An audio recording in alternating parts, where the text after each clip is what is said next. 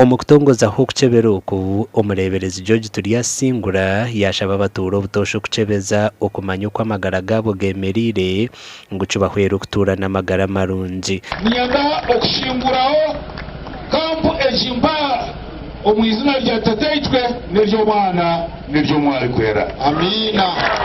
Umushagwaranga ubushobozi bwona tateitwe n'omwana mwari kwera kumanimo kubalinde begesebwe uko bokubaza kwerinda endwara eziri kwerindwa kandi begesebwe uko bokubaza kurunda obujanjabi endwara amagara gabo gagira endwara. Okukyebera oku nukwija kumara ebiro bishatu kandi hatebekanisiibwe na nokwigura kw'irwariro ry'obureeberezi obu aha muheru gw'orusiisira rw'ebyamagara oru.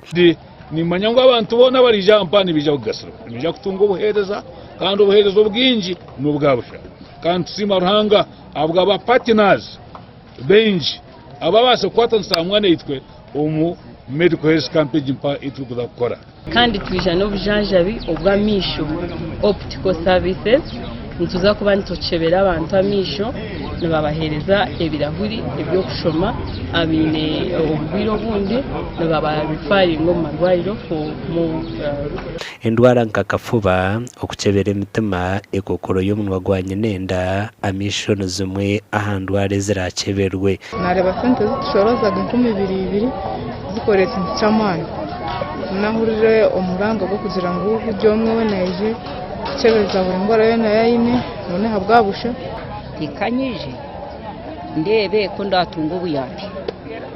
Amakuru agagasha kwa Anthony Twine aha bwa TV West.